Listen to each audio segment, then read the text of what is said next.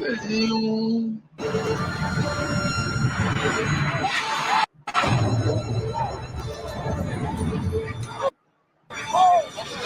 now, Tommy, we're seeing another. Apparently, that was another. A huge explosion now, raining debris on all of us. We better get out of the way.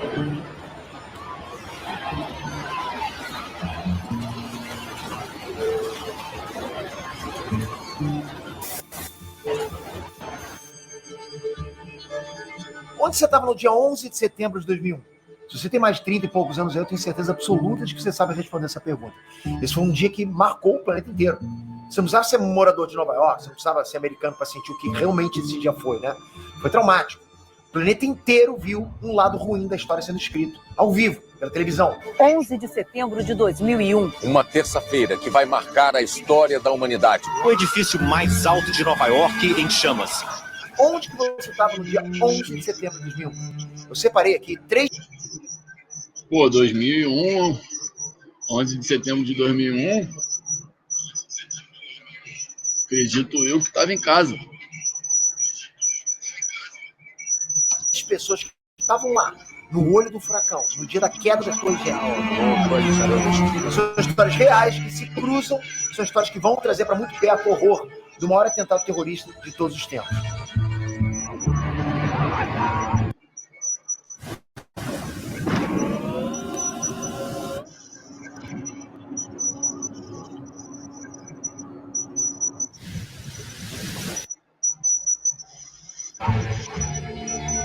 Fala pessoal, Peter aqui. Bom, eu lembro claramente, 25 anos depois, eu lembro de cada detalhe. Eu estava trabalhando como programador de uma sala de fábrica para a GSL em Petrópolis. A gente ali um time de cerca de 6 pessoas, ok? A gente usava telefone fixo, cara, de verdade. Não tinha esse lance de zap, não tinha. Aí alguém telefonou pro fixo e deu o recado. Liga a TV, um avião bateu no World Trade Center. This just in, you are looking at obviously a very disturbing live shot there. That is the World Trade Center, and we have unconfirmed reports this morning that a plane has crashed into one of the towers of the World Trade Center. Era tipo 11 e pouco da manhã, sabe? A gente tava lá engrenando no trabalho, sabe? O cafezinho já tava batendo. Aí veio essa bomba. Eu lembro que eu pensei assim, como assim? Não, tem alguma coisa errada. Eu não tava entendendo muito bem. Como assim bateu na torre gêmea? Não, é mentira, tá, né? A gente conseguiu descolar uma transmissão ao vivo pela internet e a gente viu em tempo real o segundo avião batendo nas torres gêmeas. Daquele momento em diante, acabou o expediente. Não era acidente, era um evento, era um ataque contra a maior potência do planeta. Foi chocante demais, chocante demais. Não tinha clima para trabalhar. Nenhum de nós tinha parente nos Estados Unidos, né? Mas naquele momento foi como se a gente fosse um povo só, entende? Era assustador demais. Era avião no Pentágono, era avião caindo por tudo quanto era canto, não tinha respostas. Mas eu tive sorte. A gente teve sorte, né? A gente não estava lá de verdade. O que você vai acompanhar agora são histórias de quem estava lá, de quem morreu lá, de quem lutou para salvar vidas lá, mas também de quem causou tudo aquilo. E você? Já vai comentando, onde que você estava no dia 11 de setembro de 2001? Antes de falar sobre isso, a gente queria muito a sua inscrição nesse canal. A gente publica aqui um vídeo por semana, mas é um vídeo bem feito, um vídeo bem trabalhado, que a gente quer que realmente você tenha acesso a histórias reais contadas por pessoas, por indivíduos. Uma coisa totalmente diferente do que você conhece na internet. Para isso, a gente precisa de você aqui. Esse canal acabou de nascer, é relativamente bem recente na internet, né? A gente está com 7 vídeos, mais ou menos. Então, a sua inscrição está ajudando muita gente. Se caiu aqui hoje, se inscreve no canal. Tenho certeza que esse canal aqui, cada videozinho vai ser um momento para você. Muito obrigado. Lolita Jackson estava na mesa dela do 72º andar do World Trade Center. Era um dia normal nos escritórios da consultoria financeira Morgan Stanley. Ó, eu espero que vocês se inscrevam aqui também, tá? Muito obrigado.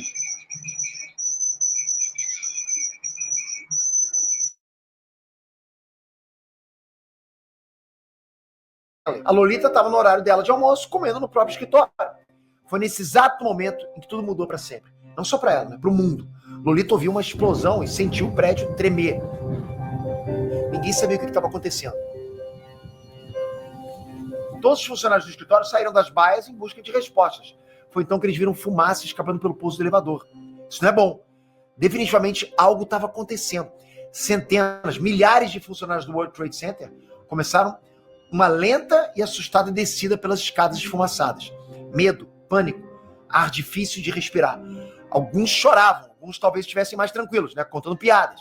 Eles ainda não sabiam, né, mas o prédio tinha acabado de sofrer um atentado terrorista. Agora, o que você não sabe é a data. Eu não estou falando de 11 de setembro de 2001. Eu estou falando de 26 de fevereiro de 1993.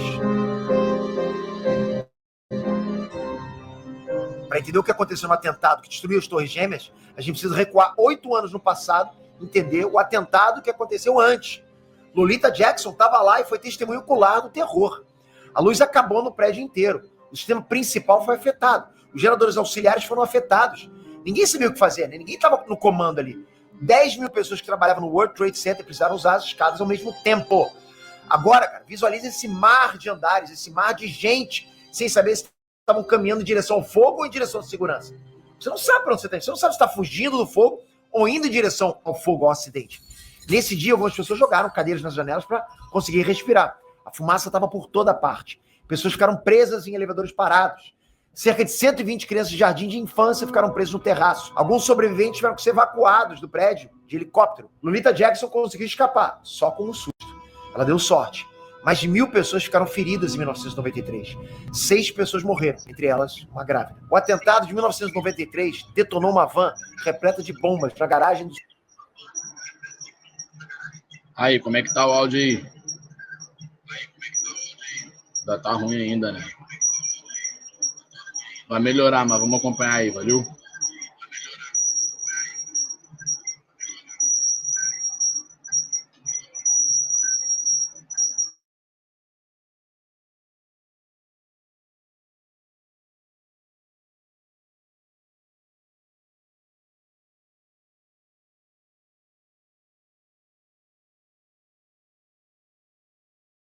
subsolo do World Trade Center. Era mais de meia tonelada de material explosivo. O plano original era de que a explosão derrubasse as Torres Gêmeas. Foi uma detonação tão forte que criou uma cratera de 5 andares de profundidade e 45 metros de diâmetro. Foi uma detonação tão forte que gerou 4.000 toneladas de escombro, mas as Torres Gêmeas permaneceram de pé. 6 dos 7 suspeitos pelo atentado foram capturados pela FBI. Um está foragido até hoje. No laptop de um dos terroristas, o FBI encontrou várias mensagens, mas 2 frases foram marcantes. Abre aspas. Da próxima vez será muito preciso. E o World Trade Center continuará sendo um dos nossos alvos. Ok, corta para 1996, 3 anos depois do atentado. Osama Bin Laden, líder da organização terrorista Al-Qaeda, declara que os Estados Unidos são o inimigo do Islã e exige que todos os soldados americanos sejam expulsos do Oriente Médio. Ele foi ignorado.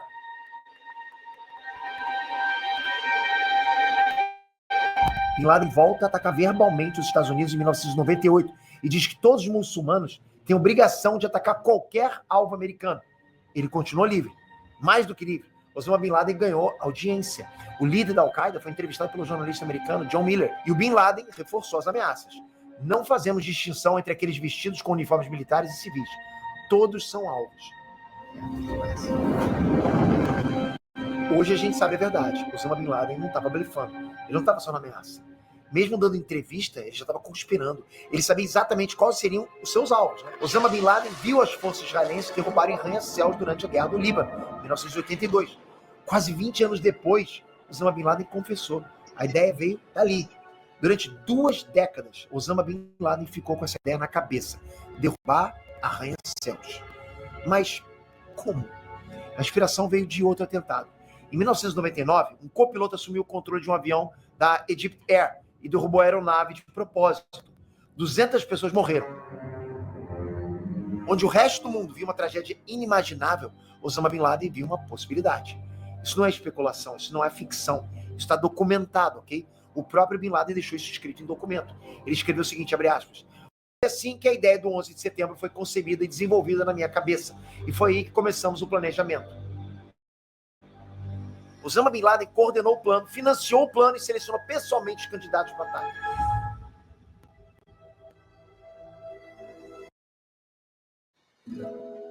Chegou New, mais do que uma nova internet fibra. É uma nova relação entre você e a sua internet, que vai deixar você assim, ó, com planos que não aumentam até janeiro de 2028. Aquela relação pesada. Os dois primeiros voluntários eram dois fanáticos que tinham lutado na guerra bósnia. Eles deveriam se infiltrar nos Estados Rapaziada, eu tô parando porque eu tô testando o som, valeu? E eu tô testando, tô vendo que tá muito ruim, mas vamos seguindo, acompanhando aí. Unidos fazer aulas de pilotagem. No começo de 2000, eles já estavam em solo americano. Só que esses dois falavam muito mal inglês e foram péssimos no exame de pilotagem. O plano parecia destinado ao fracasso, tudo poderia ter terminado ali, né, como uma ideia jogada ao vento. Até surgir Mohammed Atta. Mohammed Atta era exatamente o que Bin Laden estava procurando. Ele era inteligente, ele era educado, fluente em inglês e com experiência no mundo ocidental. Foi Mohammed Atta que tornou o plano possível, o arquiteto do maior atentado terrorista de todos os tempos. Ok, mas quem era realmente Mohammed Atta? Mohammed Atta nasceu no interior do Egito e se mudou com a família para o Cairo aos 10 anos de idade. O pai dele era um homem muito rígido, muito controlador. E o pequeno Atta não tinha permissão para se relacionar com as outras crianças do bairro. Sem amigos, sem opções, Atta se dedicou aos estudos em casa e na escola. Em 1985, Mohammed Atta não tinha amigos, mas tinha uma vaga na Universidade do Cairo para estudar engenharia. As notas dele estavam entre as melhores da turma e ele conseguiu ser aprovado para um programa de estudos. O sucesso parecia ser o caminho aberto para Mohammed Atta. Esse mesmo programa de estudos enviou o jovem Atta para Hamburgo, na Alemanha, para estudar planejamento urbano. Foi o primeiro contato que ele teve com a cultura ocidental. Ele chegou a morar com um casal de professores, mas infelizmente não deu certo. Mesmo longe de casa, né, mesmo longe do pai, Mohammed Atta ainda sentia a sombra da criação dele. O estrago já estava feito. Né? O jovem Atta tinha muita dificuldade para se relacionar. Onde que o Atta encontrou refúgio? Na religião.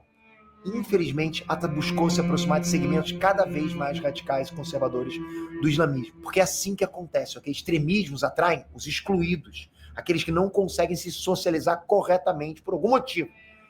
Todo extremismo, não importa, todo extremismo é assim. Mohammed Atta tinha um ódio muito focado contra a modernidade, principalmente contra os arranha-céus que estavam começando a surgir nas ruas do Cairo. Para ele, cara, isso era uma invasão cultural do Ocidente, um erro aos olhos do Deus dele. Para ele, arranha-céus fechavam ruas antigas que ligavam as comunidades e obstruíam o horizonte, né, à vista. Um ódio levou a outro ódio, que levou a mais ódio e entregou Mohammed Atta nos braços da organização terrorista Al-Qaeda. 7 anos depois de chegar em Hamburgo, Atta ele queria ir embora. Ele queria lutar pelos chechenos contra o exército russo. Ele queria lutar pela causa islâmica. Olha, faltou isso aqui para Mohammed Atta cumprir outro destino, né? Mas no último minuto ele foi convencido a viajar numa outra direção. Ele foi convencido a viajar para o Afeganistão para encontrar o líder da Al-Qaeda, para encontrar Osama Bin Laden.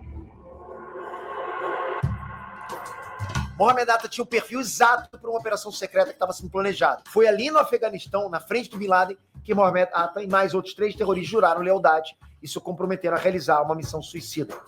Os rastros do Atta foram muito fáceis de seguir depois do atentado. A gente sabe que em março de 2000 ele ainda estava na Alemanha, mas a roda já estava girando, ok? Mohammed Atta enviou de 50 a 60 mensagens de e-mail para escolas de pilotagem nos Estados Unidos. Ele buscava matrículas para ele e outros árabes que estavam reunidos na Alemanha. Uma escola na Flórida respondeu. Bom, em maio de 2000, Mohammed pediu um visto no passaporte para entrar nos Estados Unidos. Ele conseguiu um visto de 5 anos da Embaixada Americana em Berlim. Ninguém desconfiou de absolutamente nada. Mohammed Atta tinha mais 5 anos de vivência na Alemanha, né? Estava matriculado em uma universidade, tinha notas exemplares. Ele nem mesmo foi investigado. As portas se abriram. O que também se sabe hoje é que não faltaram alertas sobre Mohammed Atta. No final de agosto de 2001, dias antes do atentado, a carteira de motorista dele foi revogada nos Estados Unidos depois que ele faltou uma audiência de um tribunal sobre infração de trânsito. Nesse mesmo dia, o Mossad, que é o serviço secreto israelense, enviou uma lista para a CIA. E a lista continha o nome do Atta e outros 19 estrangeiros que estavam nos Estados Unidos. Todos eles eram suspeitos de planejar um ataque iminente dentro do país. Só 4 nomes são conhecidos nessa lista. Todos os 4 estavam envolvidos no 11 de setembro. Não houve tempo hábil para completar a investigação ou a lista simplesmente ficou esquecida numa gaveta. Ninguém sabe explicar, né? Ninguém quer explicar essa falha da CIA. Por que foi? Outro momento que poderia ter mudado tudo, ok? No dia 10 de setembro, trocando de voo para ir até Nova York, Mohammed Atta caiu na malha fina do aeroporto de Portland. O nome do Atta foi selecionado aleatoriamente numa lista de passageiros para passar por uma inspeção, né, de segurança mais rigorosa. Isso acontece. A bagagem dele foi conferida, ele foi revistado, mas nada de anormal foi encontrado. Bom, essa foi a última barreira, a última chance para que o destino de milhares fosse modificado. nada impediu que Mohamed Atta embarcasse no voo número 11 da American Airlines. Esse voo poderia ter ido de Boston para Los Angeles, mas nunca chegou por conta do passageiro sentado na poltrona 8D da classe executiva. Em cerca de 15 minutos de voo, Mohamed Atta já não estava mais sentado. Ele estava na cabine do piloto, com o controle total da aeronave. Eram 8h14 da manhã. Os pilotos pararam de responder qualquer comando do controle de tráfego aéreo, ao mesmo tempo que o avião começou a se desviar da sua rota. Pilotos de uma outra aeronave interceptaram uma transmissão. Era uma voz com sotaque árabe, dizendo para os passageiros permanecerem em seus assentos. Possivelmente era a voz do Mohamed Atta, né, tentando usar o sistema interno de comunicação do avião e acidentalmente transmitindo para fora. Eram 8h24 da manhã. A mesma voz transmitiu acidentalmente para fora da aeronave. Essa voz dizia, abre aspas, nós temos alguns aviões, apenas permaneçam calmos e vocês ficarão bem. Nós estamos retornando para o aeroporto. Era uma mentira.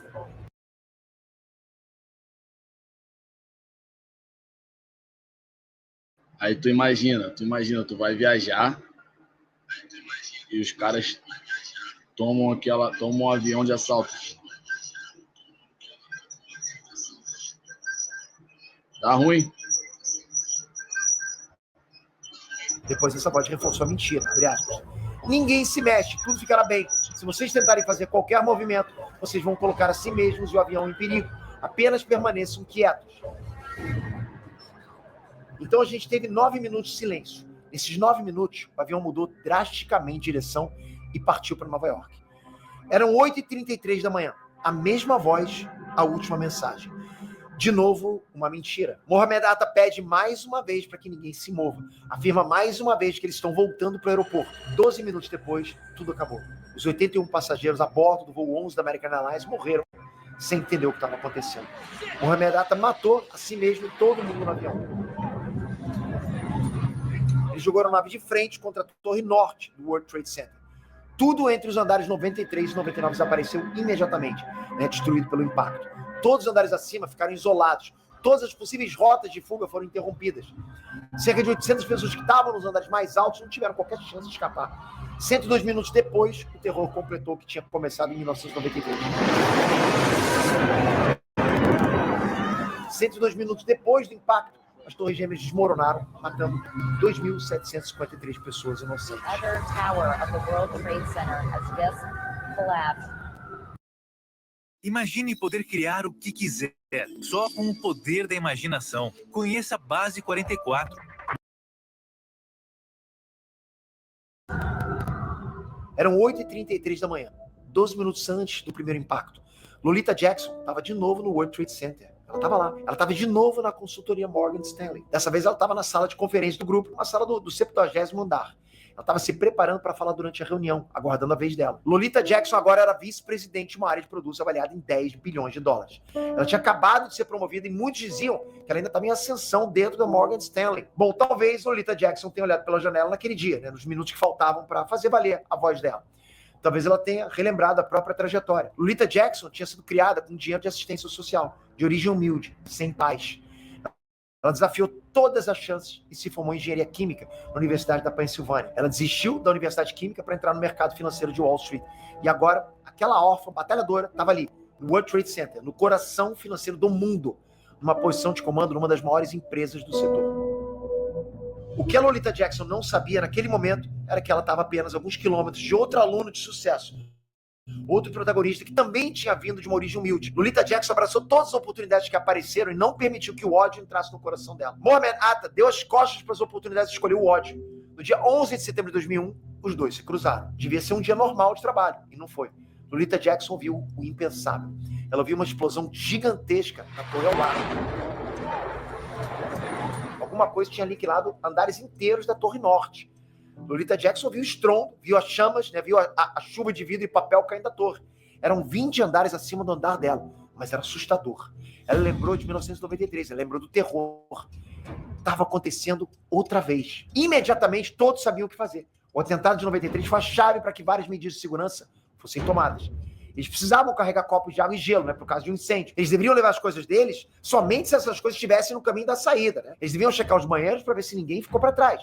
A equipe tinha sido muito bem treinada em simulações de evacuação. A sinalização das rotas de fuga tinha sido melhorada. Hoje, Lolita Jackson agradece a Rigor Scola, diretor de segurança da Morgan Stanley. Rickery Scholar tinha sido um dos paraquedistas das Forças Armadas Britânicas e se dedicou a blindar a empresa contra imprevistos. Foi Rickery Scholar que coordenou a fuga dos funcionários da Morgan Stanley naquele dia.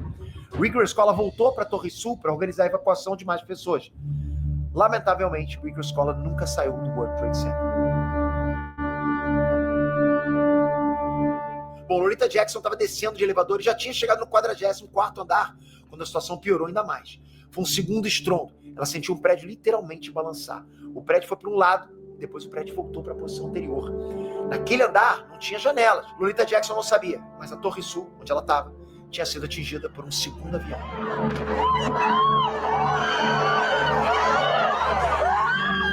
Ela lembra que desceu 44 andares de escada em menos de 10 minutos. Ela lembra de ter andado 1,5 quarteirão de distância, meio em choque, sem saber o que fazer. Não tinha pânico, não tinha gritos nas ruas. Todo mundo estava em choque, todo mundo estava desorientado. Foi um colega de trabalho que disse para ela ir para casa. Lolita Jackson pegou o último trem saindo dali. Logo em seguida, o serviço foi suspenso da região. Ela estava no metrô quando as torres caíram. The other tower of the World Trade Center has just collapsed. Lolita tinha sobrevivido a 2 atentados no World Trade Center. 13 colegas de trabalho não tiveram essa sorte. Ok, volta no tempo de novo.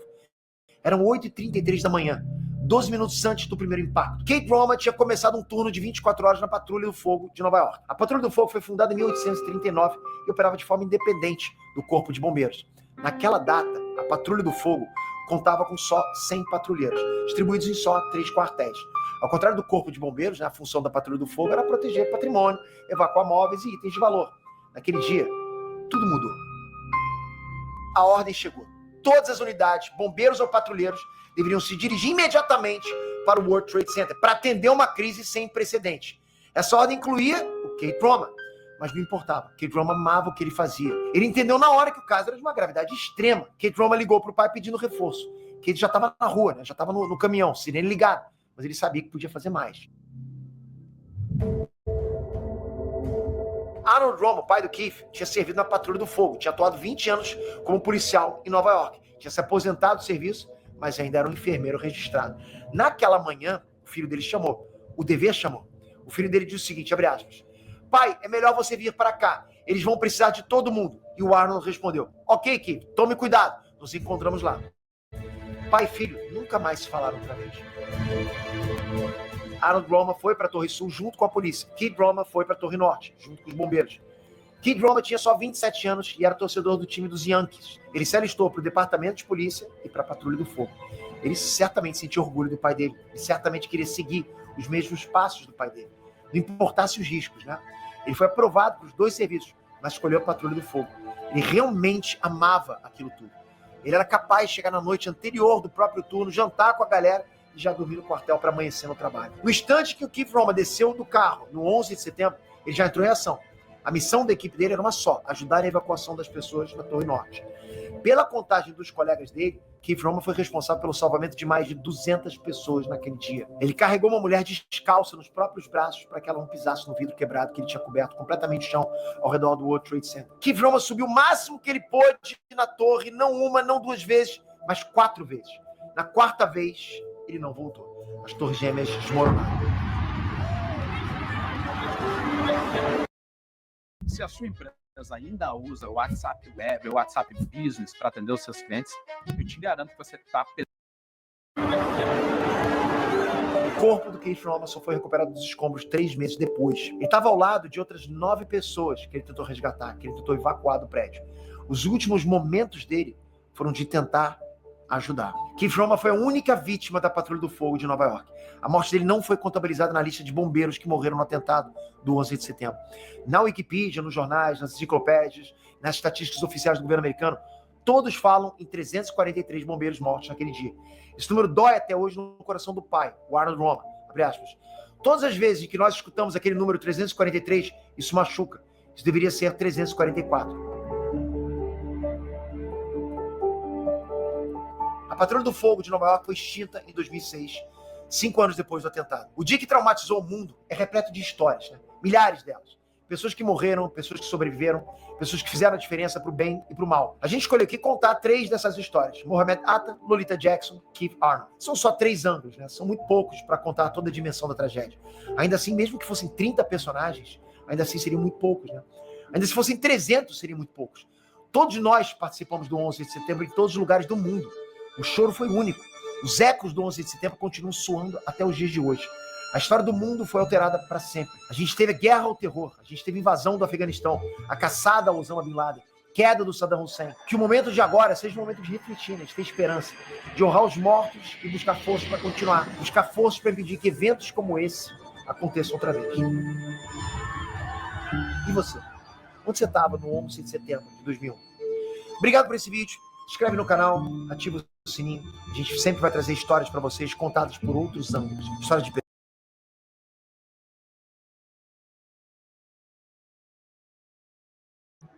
É isso, rapaziada. Obrigado por assistirem mais um corte, tá? Com o tempo a gente vai melhorando aí. Eu acho que o áudio não tá muito legal. Mas a gente vai dando um jeito aí, valeu? Muito obrigado, até a próxima. Tamo junto.